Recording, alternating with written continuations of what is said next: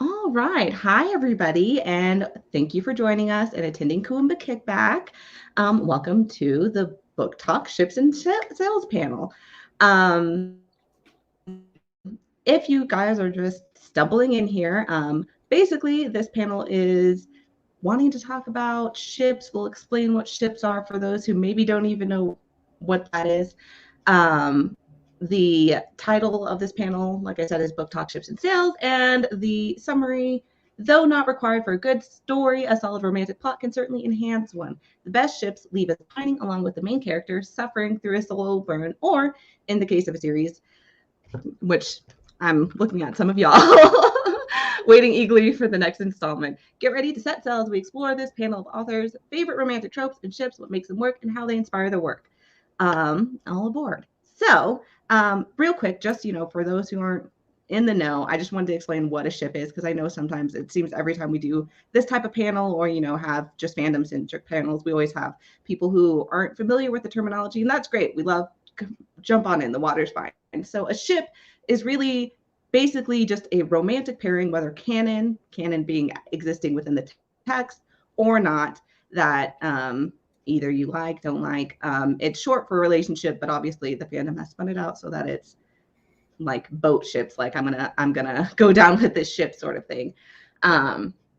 So we were going to talk about that and the influences in y'all's work. But before we do that, I just kind of wanted to go around the room and have y'all tell us a little bit about yourselves and what you write.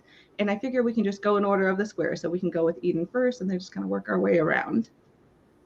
Hello, everyone. I'm Eden Appiah-Kubi. I am the author of The Bennett Woman, my debut novel, which is a spin on Pride and Prejudice set on a modern college campus. Love it. Go ahead, Shanna. Hi, my name is Shanna Miles. My debut novel is For All Time.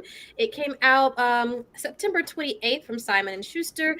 It is a fated mate's tale of two teenagers, so it's a young adult novel. And you guys could say it's a romance and fantasy. They fall in love over and over again throughout different lifetimes.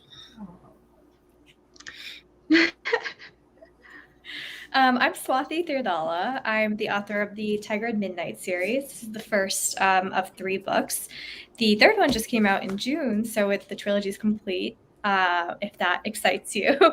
It is basically, I call it an enemies to lover story set in ancient India, a fantastical ancient India. So basically there's a cat and mouse game between a soldier and a rebel. And as they're, chasing each other, they start to discover that not everything they thought was true is not exactly true. And a lot of the allegiances and loyalties that they have to be re-examined in face of potential love. So we love an enemies to lover. I don't mean to show my bias early on, but I'm just, Right, so we're excited to have you all here. I don't know if I should have said that up top, but we'll have links and everything to all your guys' stuff below in the YouTube description box. Y'all know where it is. So if you're interested, as this panel goes on, you hop on over there. Go see what they got going on over there. Buy a book, 2, 3, 5. It's not my business what you do. So I guess for starters, I would like to know what y'all's first encounter with the concept of ships and shipping was in your journey, I guess. And anybody can take it. Go ahead. I'll hop on because it's funny. I wrote a romance novel, and the next one's gonna be a romance novel. But even before I read romance, I read fan fiction, and so I knew shipping tropes before I knew, I still know what cinnamon bun is or cinnamon roll is in terms of like the romance novel tropes. So I was an old school, like my friend printing off fic and bringing it to school fan fiction person. From what was before, like Archives of Our Own was like brand new and like sparkly. It was like before that, and it was X-Files / I'm telling a lot about myself. So amazing. Enemies to lovers, I guess, between Krychek and Mulder, and like I like a lot of the alternative universe story. So I guess it's not shocking that I'm writing a retelling, because I like familiar things in different settings. So yeah, the Fox Mulder show. Amazing. I actually had a That's- similar kind of background. Fan fiction is where I really got into ships and discovered ships. So I'm trying to, I think way back when one of my favorite fantasy series is Alana. And so like I think it's called the Song of Linus Quartet. So I remember I was like, oh, that's where I first discovered about ships. There was a relationship that did not happen in the books the way I wanted it to, and I was indignant. So this is really where I went to like fanfiction.net, and that's where I got started. And then Lord of the Rings, Harry Potter. Those ships are like those fandoms are a little like it's very intense, but it was like the perfect community for a reader like me when I was a teenager. So yeah, that's really where I first found out about ships and really fell in love with romance in general. Mm-hmm. I guess I'm the I think you. I guess I'm the traditional. I didn't really do the fan fiction. It was around, I guess my college days would have been like the chat rooms and like live journal era, and where Yes. that sort of thing was going on. But I wasn't really reading romance right then. At that point, I really got into it like much later. Like I didn't really start reading romance till I was in my 30s, and then I really got into it and just kind of, hoarded and just binged on all of these series. And I kind of like that. Like, I don't necessarily want to get onto something like, like right when it starts. Because I like when it, you can find something out, when it's already like 10 books in. And then you can just like hoover all of the content all at once. Absolutely. And also I think there's the benefit of, when things are actively happening, there's so much discourse and noise around it. It's nice, like you can kind of quietly enjoy the thing on your own. So yeah, I definitely feel that. It's interesting that I feel like a lot of people turn to ships and stuff when they're, I don't say dissatisfied with the work, but they see something that like maybe the author or the creator, if it's a movie, whatever the case may be, doesn't see or didn't intend necessarily. And so I was just wondering if you guys have encountered it, like what is it like as an author when you see people interpreting a relationship pairing differently than you intended, whether that's good or bad, or even just imagining a whole like pairing or ship that you didn't think about yourself as you were going through the process of creating the story? I guess I'll jump on that one. I think that just has to do with any kind of story. Sometimes you'll have, stories have arcs. And when you're, putting something together, there's like a natural, conclusion to it. And certain things just may not fit, for either your length or for the theme that you've got going there. Like if you're trying to go for like a family theme, you can't really have like a hot and heavy romance going on at the same time, because those two don't really go together, or like like the like some those things just don't match sometimes. If you're having something like a lot of action or you're trying to do a lot of world building, you may not have enough time in your word count or in what you're trying to accomplish to do service to the ship that you would want. Like it has to have a certain kind of care and attention given to it, and depending on what you're trying to do with your work, you just don't have the space for it.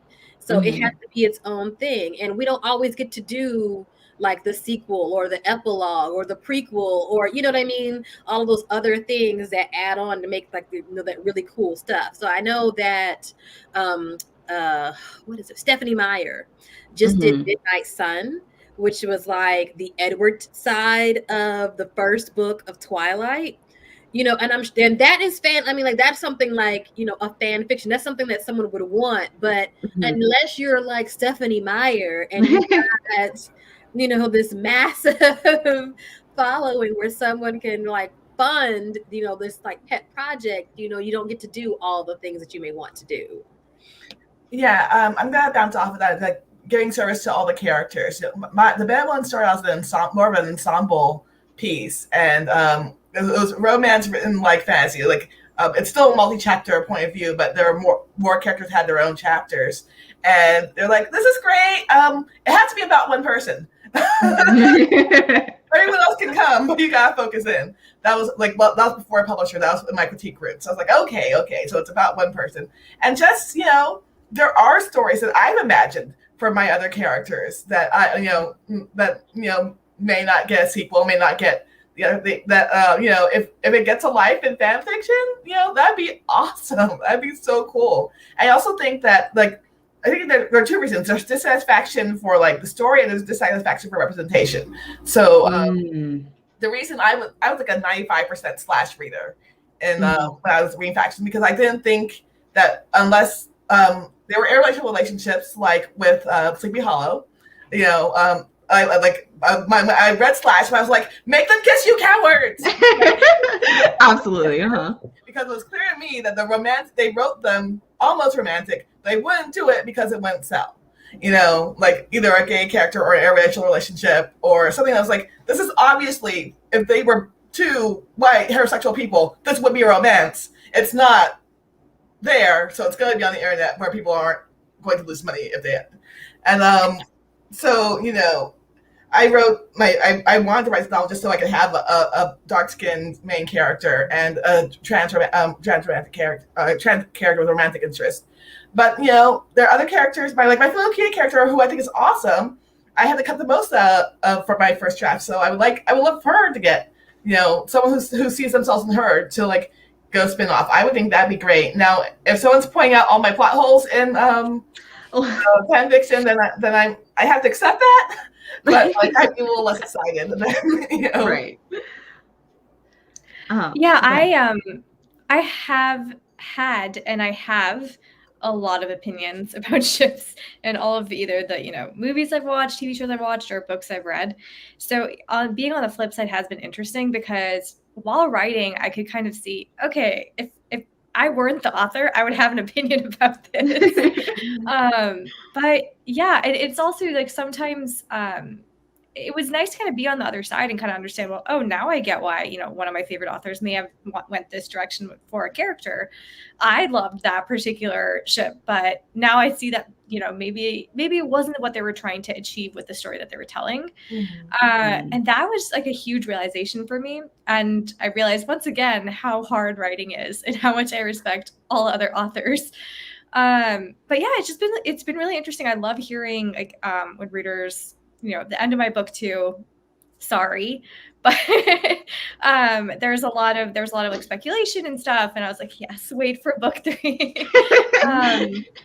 But it was so interesting because I had kind of seen my path. I'd always kind of known where certain characters were going to end up, but the journey they take to get there, I was able to kind of take twists and turns more just based off of readers having more interest in a particular character. That also made me start thinking about their backstory, and then I ended up weaving it into the next book or something like that. I think that is definitely, I was very lucky to even get a trilogy to tell the story, and most stories that ends up being fan fiction or something else. But even then, now I have there's so many more stories I want to tell, and if only we were able to have numerous sequels, that would be amazing. But yeah, it's been really interesting being on the other side because I was always a very opinionated reader. I asked both you all a question. I'm coming from a contemporary romance place where you don't have many series of spin-offs. Usually one story's done and then you follow another character, but it's almost always a complete different story. Is there do you feel like the expectations different for shipping or just from readers for a fantasy where things could continue on? I think maybe a little bit. I think so. A lot of the adult romances that I like, some of my favorite series, you get to see each kind of character story, so that there's going to be space for that. So you have particular opinions, and you might actually think that they're going to happen. Because I've had so many hopes and dreams for my favorite characters in romance series. In fantasy, I'm always just a little I don't know, maybe. And part of that, I think that's why it's so exciting, because it's not a guarantee that the author will be able to explore this, and you can then go and look and think about it in your own imagination. So I think it is a little different, but yeah. I think with the romance though, I think the audience expects there to be a series. There are just so few romance authors, because it's such a big business, and it's usually like in paperback, you know what I mean? And it's like, like the thing about like the Bridgerton series, there are like 11 of those books. So like that is the expectation. Like, if their character is introduced and they have 6 sisters, the expectation is I'm going to be able to visit each one of these sisters eventually. And I don't, with fantasies, I think they're used to very big books with a contained story. Whereas with romance, the audience is used to, multiple books within a universe. Right. Yeah, that's a very interesting question. I hadn't really considered. I also have been a very opinionated, I think is the word you use, a very opinionated reader and watcher of things. And now that you all are talking about it, I realize, my expectations are different when I come to just contemporary romance, because I know, like y'all are saying, like, oh, I'll be more than likely, like, it may not go exactly like I'm expecting, but I know this character will get their day in the sun, and that's not something I had considered as a reader or watcher of things. Another thing to add on that is also for conventional, like contemporary romance, as we kind of get in books right now, there's that promised happily ever after, which you don't necessarily get in fantasy. So I kind of know there's going to be some happiness, but I've had ships for like, it has ended in flames when it comes to fantasy. And that's part of what makes it so like, so the expectations are definitely different. I think also in fantasy too, they don't come out like you said, unscathed. Like with romance, there's they hook up in the end, there's a baby in the end, there's a there's a big wedding at the end, they run off into the sunset together in the end. Where in fantasy, they may be leaping off the battlefield with one arm. Right. Just happy to have survived, in the wreckage of whatever is going on, and or they may just be clinging to the memory of said person that you shipped them with, and I mean, I came out to have a good time, and I'm feeling personally attacked right now. That is some. I hope everybody listening considers that, especially I think for us more shipper happy like readers. I think that's something to consider when you're picking up a fantasy like that. That ship may be real compelling, but like keep in mind you are reading a fantasy first and foremost. So read with caution, maybe. We kind of touched on it. I want to kind of turn towards things you all like and when you're intaking media, I guess. So what are some of I guess we'll just start with the basics. What are some of your favorite and maybe ones you don't like so much tropes? I don't want to say hate because that's a strong word, but basically your likes and dislikes when it comes to tropes. Like what resonates with you personally? I love Secret Baby. Oh, hey, love Secret Baby. Why is that? I'm curious. No, Secret Baby. Secret Baby trope is we've gotten together. Maybe we've had a short-term romance. Maybe it is a one-night stand, and for whatever reason, and that reason could be as wild as you think it is. Like your dad, your long-lost father comes back and, tells me that you're running from the mob and that he's going to kill me if I don't go away. Or you're a secret prince and your grandmother pays me, $100,000 to disappear, or whatever, whatever the reason is, you're drunk, and I can't deal with it right now. And you go away and you're pregnant, but you don't tell him. And then either like while you're pregnant, he shows back up and he's angry, or 10 years later and he sees the kid somewhere and sees you somewhere and he's angry. And then it's an enemies to lovers back again. I love that trope. I don't know why, but I feel like it is one of the most, when I'm reading that kind of thing, I'm just immersed in just like the batshit of it. Like this would never happen. It's completely ridiculous. And when it's like candy, I'm just like, popcorn, give it to me. It's the drama of it all. It's the drama of it all. Yeah. I was gonna say I love enemies to lovers because of the drama, right? There's like embedded conflict. Mhm. You have to overcome that. I do love like a good romance where it's like, oh, they meet and everything's cute and it all works out. I'm like, yes, that's nice, but not in my books and not in my TV shows. I just that conflict, and I love banter, and I love yeah, I guess banter is the best way to put it. Like banter that leads to friendship, that leads to something else is just, I think it's just like delicious, right? It's kind of going back to that candy. That's my candy. And I'm trying to think, there's another one that I really love too. I guess hate to love, but it's basically the same thing, right?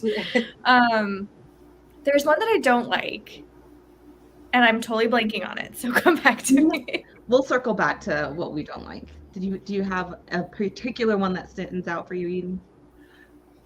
I like friends to lovers because I feel so enemies to lovers is a drama, but I feel like friends to lovers has the stakes because if it doesn't work out, who's gonna lose the friendship? And like there's usually like the friend group, is somehow affected, and just sort of like and the obstacle may not be something huge in around just sort of like it's messing with the rest of their lives in a way that like we will all be like you may be happy, yes, but everyone else will be happier if this didn't happen. So, where people just sort of learn to choose themselves and be happy and also learn to do whatever work they have to do on themselves to be a person in a relationship.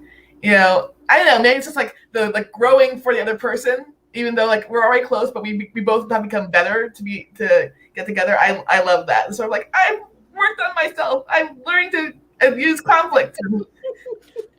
That's true, yeah. The way it has us all giggling. I love friends lover. I like to combine enemies and friends lover. Enemies to friends lovers. Like you go take the slow burn route. That's my bread and butter. Or friends to enemies to friends to lovers. Yes, that is also a thing. Which could also work with Secret Baby because maybe you were friends and then and the conflict evolved into enemies. I think for me, for enemies to lovers, I think it's hard to do.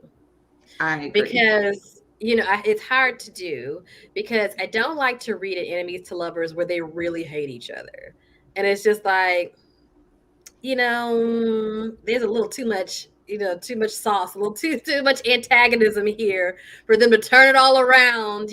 Like some people put a little too much into the hate to love, the enemy to love, to where it's just like you guys shouldn't have gotten together. Like you need to watch how you're talking to each other. You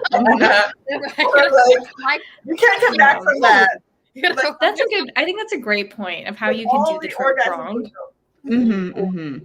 Yeah, it's that fine line of the conflict can't be, even if it's personal, it's got to be based off of something that's not, it's more situational, right? Because it can't be like, you have personally wronged me in a really deep and upsetting way, and now I'm going to forgive you. Like, that's not okay. Right. That's never going to be okay. Like, I don't like the trope where like the bully, like my childhood bully is now my lover. No, God, no. I would not want that. No. I read a couple of those where it's like, you used to torture me in high school, but you really had a thing for me. And, now you're trying to like make up for it and everything is all good and we're in love now. Yeah. That happy I had a handshake, like, good luck with your journey. Ever after there. Yeah. That's what I'm actually really interested in when it comes to enemies to lovers, or even hate to love, is the ideological conflict. So, Tiger of Midnight they're on two separate sides of this like very long lasting war. Or, they are, the situations or the communities that they're in are at oppositions. So there's a lot of ways you could do that. Even in contemporary, honestly, it's like, I mean, what is Romeo and Juliet, right? But enemies to lovers in some way.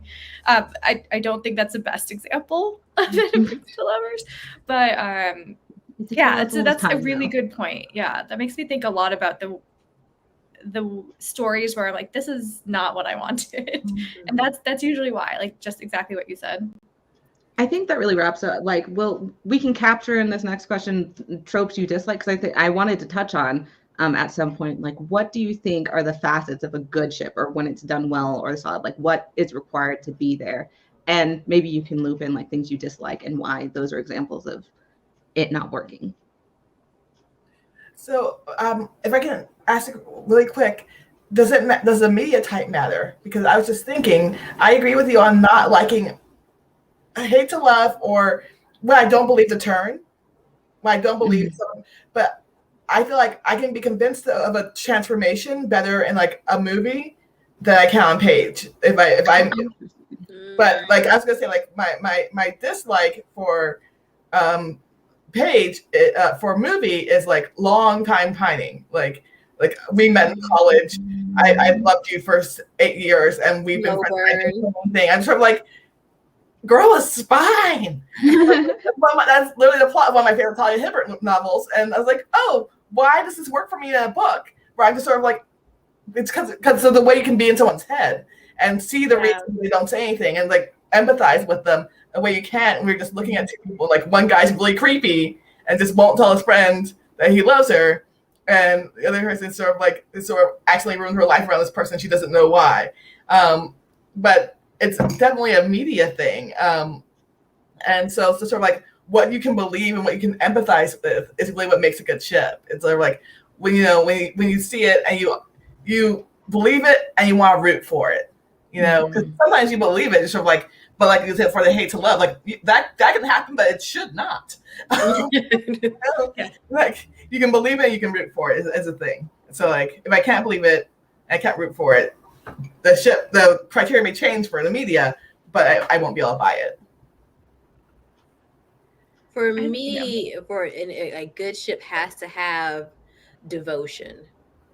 If there is no devotion, like a willingness to sacrifice for the other, then I feel like it's hollow. It's just, it's temporary. That's the thing. It feels temporary without the devotion. For a good romance, you have to be thinking about it. You are assured that they are off, they have off in the distance, lovingly cradling each other in their arms in their 70s. They're in the nursing home, they're in the rocking chairs, and everything is still good long after you've read the story. But if there's no willingness to sacrifice, and that can be, shown in different ways. It doesn't mean that a person has to give up their career or give up something that they love, but just that they are, supremely invested in the other person. If that's not there, then it doesn't, it's just like, it's not substantial enough to hold my attention. It's just not a good ship. Yeah, I definitely want to jump off of Shanna, what you just said, and Eden. Both of you are totally on the nose. What I really think of is the change that has to happen. When I think about romance, it's two people who have something to learn, and they learn it from each other. So if they don't learn and they don't make that change in order to have the relationship, or even if it's just to better themselves and then the relationship happens, then it doesn't feel like an earned romance. So regardless of the trope, I think in tropes you have certain expectations of what that change is going to be, but that change needs to happen. If it's not, it just doesn't feel earned. And these happen well. Okay. Sorry. Go ahead. I was gonna say, these happen well. It can't just be like Sandy and Danny in Greece. It's like you showed up in different costumes. Exactly. Yeah. An iconic moment, but truly not very earned. Absolutely. Yeah. And I kind of think that goes to what y'all are saying about enemies to lovers in particular being hard to do, because I think a lot of times, especially in like non-canon, and again, I think I explained that up top, but in case I didn't for our viewers, like canon is stuff that happens in the text, like it's textual, or by in the text, it could be in the movie, in the script.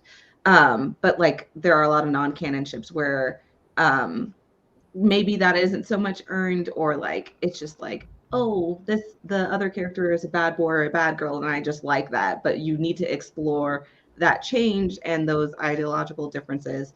And I think that's interesting to think about that being a through line throughout tropes and ships, because I think, especially in the fandom of it all, These things can be quite contentious, like, oh no, friends to lovers suck, or whatever. I mean, I don't think that, but whatever people may think. But really, it's just about the storytelling, I think, is what we're getting at. Would you guys agree? Yeah. You're talking about things that sort of, a good story can overcome a bad pairing. So I immediately thought of, again, I wouldn't age myself, Siler Mohinder shipping with Heroes. Yeah. Okay. Wow, I didn't realize that was a thing. Yeah, it was kind of a big thing. And it was one of those things that were like, okay, there came a point where the character was just too bad for it to make any sense, because you have to still, again, root for your people. Like well, Heroes up here looking like a dummy in these pics, what's happening on the show. And so, like, you couldn't overcome the badness of the character with, like, even with good storytelling, but like some of the ones that sort of capture a particular moment where, like, they acknowledge that things would go wrong later, felt like they did some. It was like a hierarchy. I read some facts. I was like, oh wow, they made that work. And it wasn't just people. Like you said, they have to like each other. No, you have to like the people, and they have to have, like you said, root for them. You guys, I mean, everybody watched Game of Thrones at one point. But remember, I know that there was like a huge ship between Brienne of Tarth and what was redheaded guy? Jamie Lannister. Not Is that Jamie. Pawn. Yes, I can forget his name. Yeah. Bronn with the beard. Ron with the beard. So I thought, so here's where I think, like, her and Jamie did not work. And for the same reason that she and beardy redhead man didn't work either. Because Jamie never really had a thing for her. And it just happened too quick. He turned and, like, her heart was broken. It was like, this is just, like, she deserved better. She deserved, like, we had been wanting her to have a happy ending, right? Because it had been like 6 or 7 seasons, and she had talked about being the big girl that, nobody wanted to dance with, and, all of this. And we wanted her to have someone who actually cared for her. And Jamie was not that, even with his, changing of heart as to how he was going to, relate to, what was going on, politically. He's not the kind of person that she would need, so it didn't work. But it also, when we try to do the ship with her and, like, dude, beardy man. Tormund, yes, it came to be Tormund. Yes, yeah. Tormund. Thank you. Even with him, I was like, yes, he would be devoted to her. He would give her what she needed, but she was not. She did not see him at all. So it was kind of like, you would have had to make that work. She would have had to at least consider Tormund. There would have had to, if I were to write it, there would have had to have been a scene where they were alone together, having a joke. Just, like a moment, like having a beer, telling a story, and connecting on maybe even just a slight friendship level, to where somewhere in her brain we could see, oh yes, she would consider him. And, you can put that together. But without that, neither one of them work. Right. Absolutely. I think that is so on point, because that show, towards the end, there's a lot of things that went wrong, but their romances were very, very unearned, and they had the potential to be earned because everything was there. All of the material was there. All it would have taken is exactly like you said, a scene here or there. And it doesn't even have to be very long, but you establish that devotion, that rapport, the respect, even if it's just this much, right? And then you can actually build off of that. Yeah, totally agree with that. Yeah, I was trying to keep up. I got to let Chris. I tapped out because I read the books before. I read the book. I read all 4 books between season 1 and 2, and so then after season 2, I was like, well, that didn't live up to my imagination. So I thought that I'd be smart and wait till he finished the books. Yeah, well, those books aren't getting finished. I'm so sorry to tell you. He's out there. I've seen pictures of him. He's at parties. He's on yachts. He You know, he's having not worried about margaritas them with books. models. I thought I he's released not that to riding book that thing. 6. You know, I was like, I'll wait a couple of years after it's done. You know, read the next book after when you know he's your and then see what happens. And then everything happened. I was like, or I might be done. Yeah, like, there's a lot of that. Like there's a lot of great stuff out there. Perhaps this is the time. Perhaps it's time for something like non-Western based fan fiction, maybe in India. You know, I'm sorry, fantasy, maybe in India. I'm really interested in starting a series somewhere else in the world. I think it's interesting. I really wanted to pull out. Y'all brought up a really great point of. I mean, Game of Thrones has so many feelings, and it hurt. Like it, like literally, like it's still raw. But that aside. I think a lot of the excuses of Game of Thrones specifically is that, you know, oh, it's a fantasy, like they don't have time. But I mean, first of all, like, look at the work here. But also, I think what y'all are touching on, like, even without the time, like, even if it's not a romance novel per se, but you have that romance element, you can still find the moments to earn whatever romantic outcome. And I think that is something that some stories, like, you know, it misses out on. Go ahead, Neen. I was gonna say I feel Game of Thrones thinks that romance is sprinkles when romance is butter. It needs to, like, you know, it has to go in first. It's something that like takes the dish to where it needs to go. It has to be throughout the dish. Otherwise, you'll get something that's lumpy and dry in places. You know. Yep. Totally. Love that analogy. You know, if you can't sustain a romance thread, don't sew it. You know, don't put it in. You know, like, or put in one thing at the end so the reader can imagine it because you don't have time. But like, don't try to sustain a romance that you're not really interested in. We can tell. We can tell what you're thinking. Unpopular opinion. I think things don't always need a romance. Oh, And absolutely. the reason yeah. why is because if it's done poorly, it's sometimes, if not often, even worse than not having it, right? Just don't do it if you're not going to do it well. Because it like, in the example of Brienne, right? I feel like she got shortchanged. Her character got shortchanged because they started focusing on this like kind of, you know, half-assed romance. And then she couldn't, it just like took away from her overall story. Character. And her development got shortchanged. And I'm not, like, I personally, I love that character and I'm not happy about it. Not to turn this into a like what went wrong with Game of Thrones but like, again, from a book reading perspective, it wasn't a romantic book. There was very I'm really struggling. Like, maybe the romance that existed between Daenerys and Jason Momoa early on, you know, but like Khal Drogo. Thank you. But I don't think I'm spoiling anything. No. That was the most romantic relationship I can think of in the book. And there was a lot of sex, but there wasn't a lot of romance. And there was a lot of sexual assault and less than in the show, but still a lot in the book. But there was not a lot of romance because it was about politics and war. And romance was a weapon, and you had to figure out if someone was using it against you or not. And you had characters who had romantic ideals, you know, but they were sort of about everything. But the romances, as portrayed on page, they weren't really there. And so they were.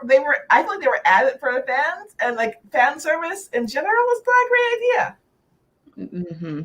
I agree. I guess with that, we've talked a lot about what doesn't work, namely Game of Thrones, but also like it can be applied and like extrapolated out.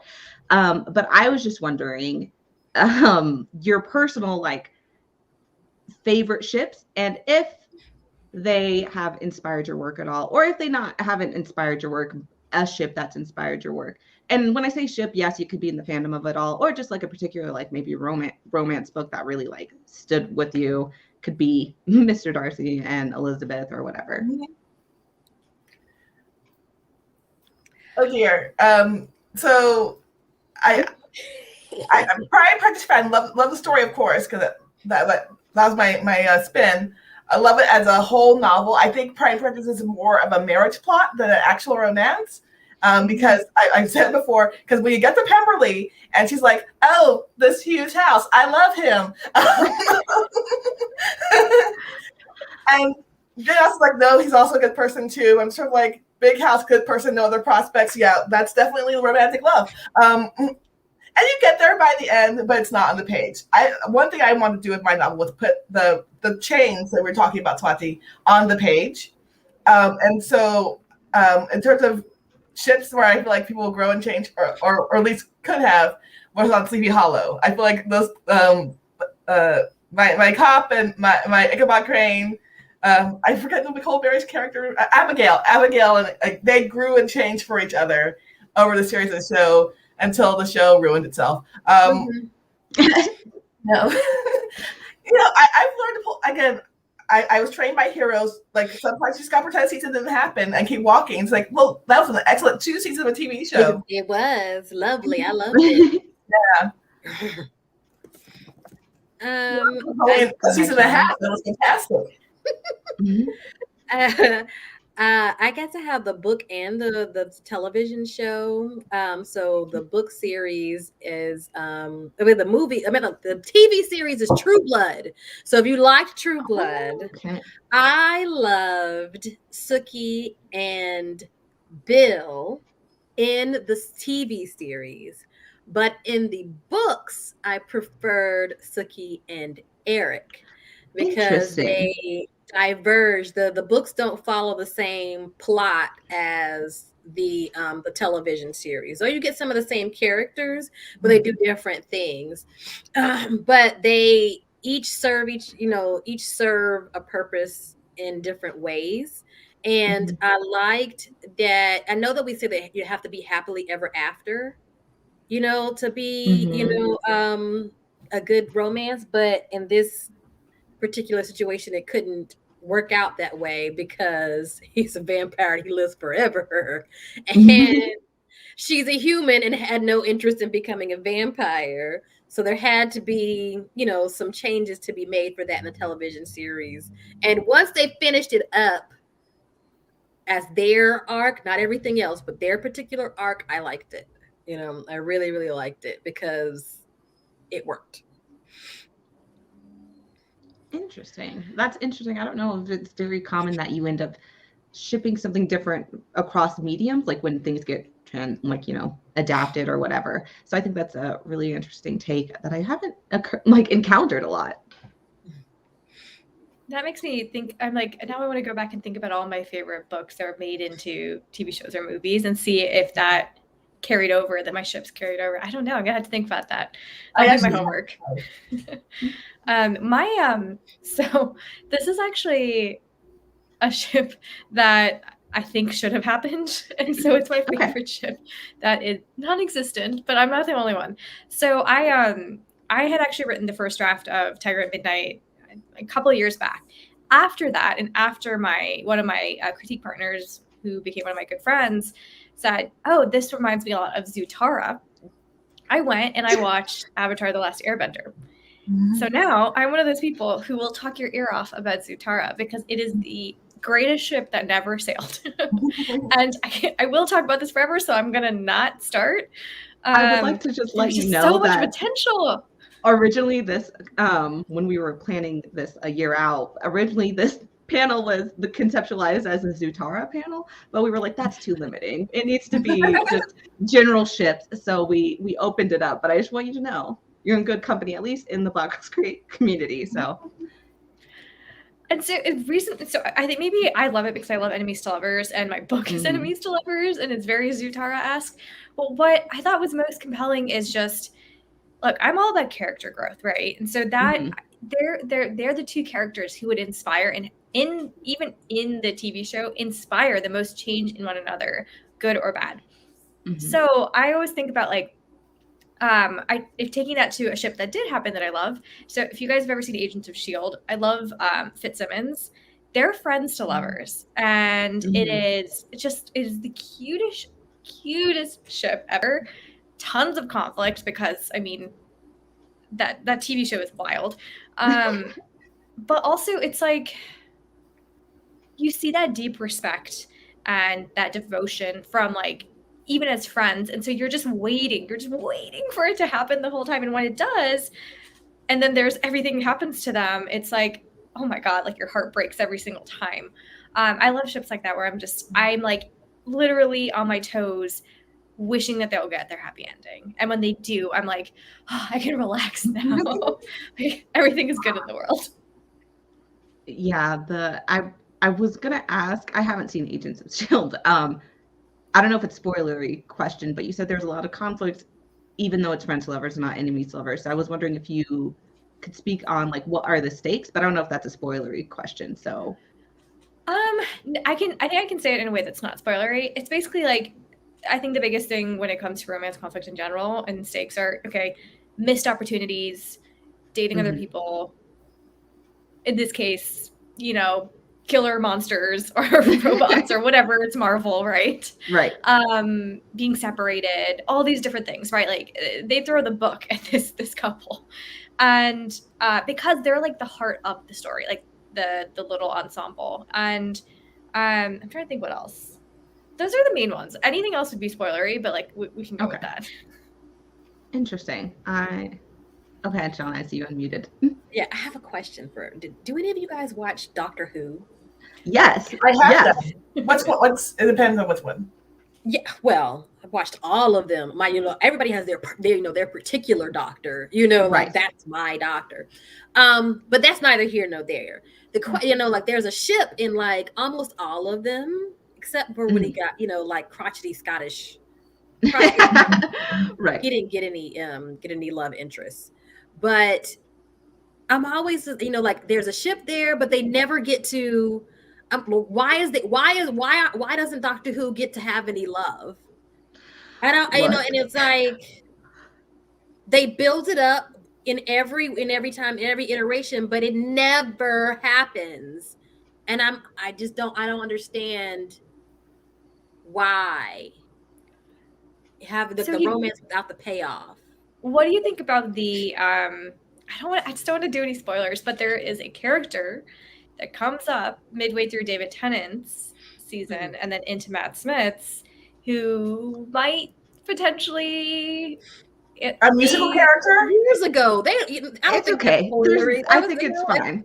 We have Black Girls Create has a Doctor Who podcast, and I think most people should like at least know. Swati, are we talking about a musical character who pops up? No. Oh my god, I'm totally blanking on her name. Oh my god. Are we talking about River Song? Yes. Yeah. River should have gotten her own spin-off. So no spoilers because I've only caught up to like midway through. So great. I'm sorry. Oh, okay, good. All right, good to know. Okay, go ahead. But I love the introduction of River Song because I had the same feelings you did, and I mean, like, now I'm curious to see where it goes. But I was like, they're trying to give him a happy ending at least. They're going backwards in time. Yeah, so that's true. You already know where it goes. Oh, you're right. I love that journey for you. I will say personally, we'll touch on it and then we'll keep it moving. But currently it's a 13. One of her companions is Yasmin, and like I just want them to be together. It's not really actually. It just seems like it's there. Like let's just do the thing. Just do the thing. Will they? Good question. Put so much effort into it. Like, as we were talking about, like slow burn and little moments, and they do that, all the time with all of them. But it's like there's never any payoff. But I mean, do we like that? Is it just the? No, we don't like that. I want my payoff. I love slow burns, but there has to be payoff. Go ahead, Eden. Yeah, I feel like I haven't seen 13 because there's a small child now, so life is it's difficult. But I personally am not a fan of doctor companion relationships. I feel that the power differential is too great.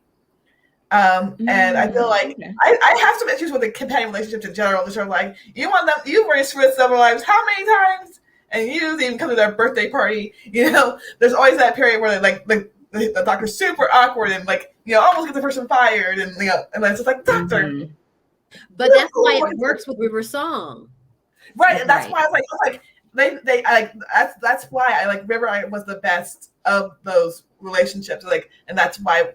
But I think they, I don't know how about this. Like, for so long they were locked into the idea of the like companion being this thing, and the doctor being this man who knows, and so the doctor has like the doctor doesn't make sense without an equal. And I don't think they were up to writing an equal until they had River Song, and then once they had her, they didn't know what to do with her long term. They didn't know how to write a long lasting relationship for a doctor, and someone has to be invested in writing that from jump with that character. And like for sci-fi, God bless. I think we're in the 21st century. We might get that writing room someday. This might be the time, especially with a female doctor.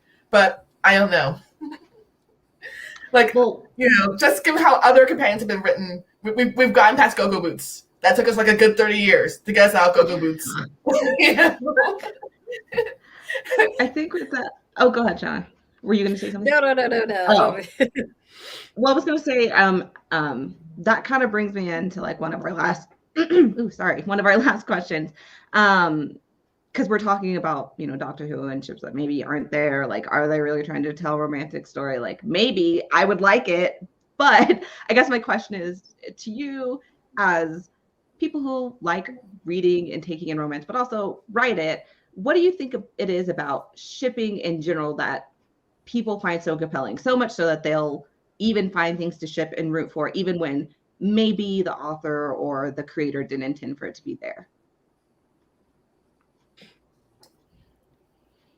I think that romance or love is as like romantic love as a goal feels so pure and so unimpeachable that you can always back it. Like, you know, you might find with a sci-fi story that your side was on the wrong side of history the whole time. You might find there's rarely an instance where the goal that your character is working for in other genres is you know, wholly good that you can believe, and you can believe it's good the whole time. You know, like you know that your side is right. But with a love story, even if it's within a fantasy, I feel like you can always root for that love because you know it means two people are going to be happy for hopefully as long as they live. And that feels like a small victory in the world, that like a small shining light that can blow off any darkness. And you know, I think that's why especially they stick them in dark stories. Like I think that's why they try and use them as sprinkles, so that we're in a story like, you know, a dark warlord story, that there's something to turn into besides a really well CGI war. You know, it's a kind of hope. Like people say that like having a child is the biggest symbol of faith in the future that you can take. I feel like a love story is the biggest bet on the present that you can make. Love that. I also think Good. I also think that you know, relationship, like humans survive or die based on their relationships. Like we, you know, we were living in caves and we had relationships, you know, supposedly we were, you know, doing the drama of falling in love and falling out of love and all of that kind of stuff. And we had nothing. And when we build up this place and burn it to the ground, there's nothing but ashes and we're all crawling around, there will still be, if there's going to be humans, there's still going to be relationships. We're still going to have to, it's like, you know, bedrock of our existence. So that's just one of those base things, you know, like birth, life, death, and, you know, kissing in a baby carriage. You know, they're all like basics, I think, that so they, you know, we'll always be interested in that.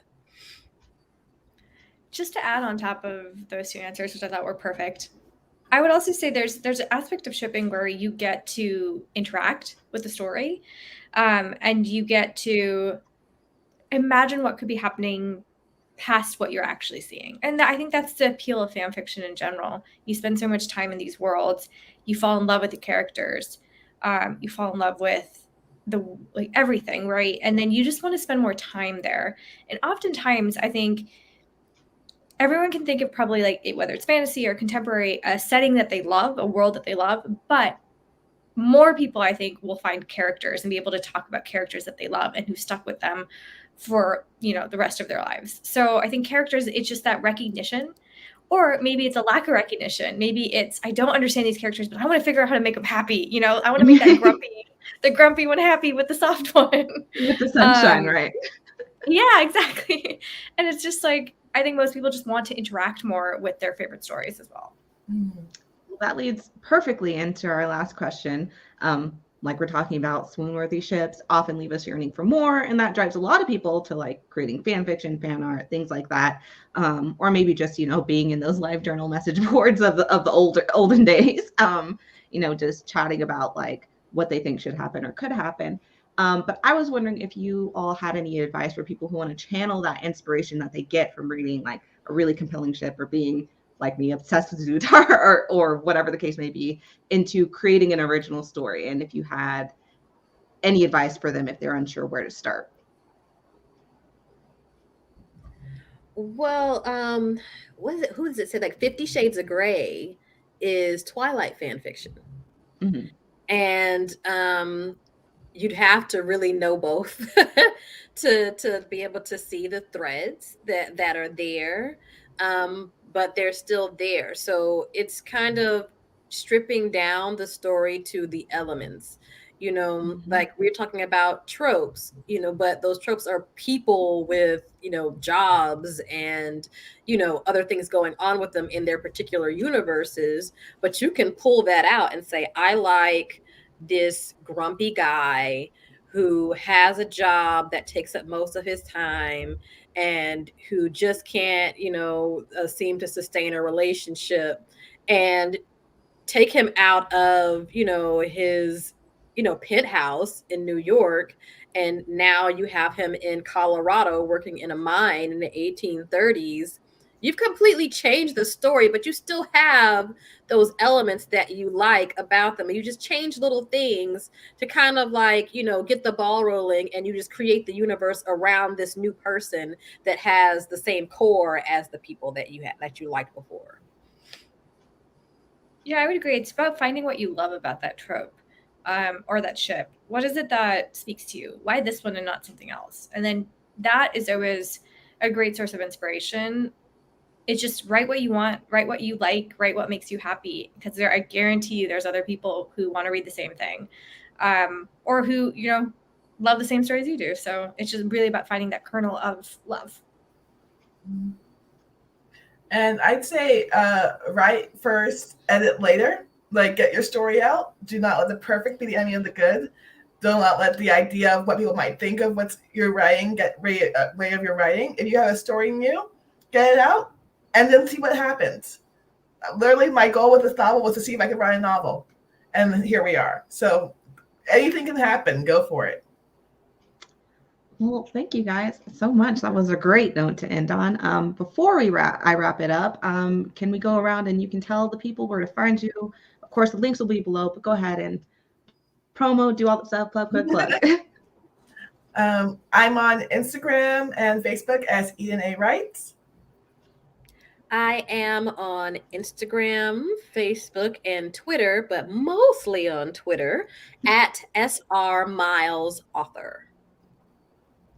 And I'm on Instagram and Twitter. I think I have a Facebook, but I have not looked at it in years. So Instagram and Twitter, Swati Teerdhala, just first name, last name. Amazing. Well, thank you to our panelists and to you, our audience, for joining us. Remember, these panels are recorded. So if you missed something or just want to come back in the future, you want to nerd out with us about ships again, you'll be able to find all the panels on the Black Girls Create YouTube channel. This is the last panel of today, but be sure to join us at 5 p.m. Pacific time for the untitled Ileana Israel film Q&A in Discord. Don't forget to check out our visual artist alley. Follow us on Twitter at Black Girls Create, that's BLK Girls Create, and Instagram at Black Girls Create. And join us tomorrow for another day of panels celebrating nerds and creators of color. And thank you all so much again for being here. Bye, everybody. Bye.